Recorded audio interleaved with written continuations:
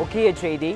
இன்னும் சற்று நேரத்தில் நாட்டு மக்களிடம் உரையாற்றுகிறார் பிரதமர் நரேந்திர மோடி. முக்கிய செய்தியாக பார்த்து கொண்டிருக்கிறோம்.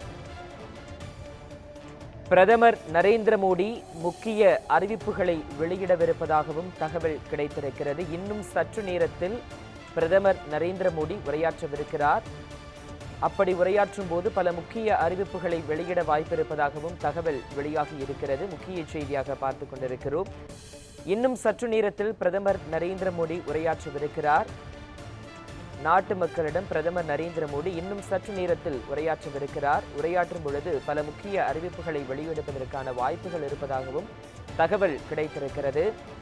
இன்னும் சற்று நேரத்தில் பிரதமர் நரேந்திர மோடி நாட்டு மக்களிடம் உரையாடவிருக்கிறார். பிரதமர் நரேந்திர மோடி உரையாற்றும் போது பல முக்கிய அறிவிப்புகளை வெளியிடவிருப்பதாகவும் தகவல் கிடைத்திருக்கிறது.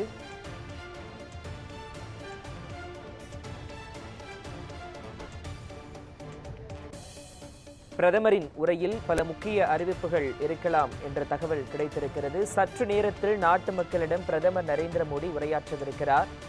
முக்கிய செய்தியாக பார்த்து கொண்டிருக்கிறோம். இன்னும் சற்று நேரத்தில் பிரதமர் நரேந்திர மோடி நாட்டு மக்களிடம் உரையாற்றவிருக்கிறார். விவரங்களோடு எமது செய்தியாளர் டார்வின் இணைப்பில் இணைகிறார். டார்வின், விவரங்களை சொல்லுங்க.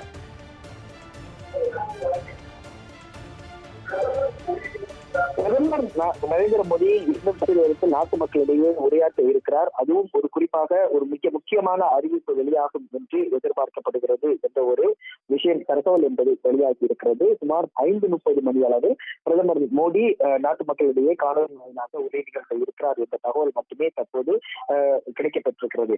அதே வேளையில் இந்த உரையின் போது பல்வேறு யூகங்களின் அடிப்படையில் பல்வேறு காரணங்கள் கூறப்படுகின்றன. குறிப்பாக சிஏ என்று சொல்லப்படக்கூடிய குடியுரிமை திருத்த சட்டத்தின் அந்த சாரங்கள் மற்றும் அதனுடைய கைட்லைன்ஸ் உள்ளிட்டவை அமல்படுத்தப்படலாம், இன்று முதல் அமலாகலாம். அதன் தொடர்பான அறிவிப்பு வெளியாகுமோ என்ற ஒரு விஷயம் தற்போது யூகமாக தகவலாக வெளியிடப்பட்டிருக்கிறது.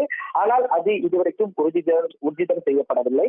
அதே வேளையில் பல்வேறு தருணங்களில் நாட்டு மக்கள் பல முக்கிய அறிவிப்புகளை வெளியிட்டிருக்கிறார். குறிப்பாக பண மதிப்பிழப்பு, அதை போன்று 3 வேளாண் சட்டங்கள் திரும்ப பெற்றது உள்ளிட்டதையும் இது போன்ற ஒரு நாட்டு மக்களிடையே உரை நிகழ்த்தும் போதுதான் அவர் அது போன்ற விஷயங்களையும் செய்திருக்கிறார்.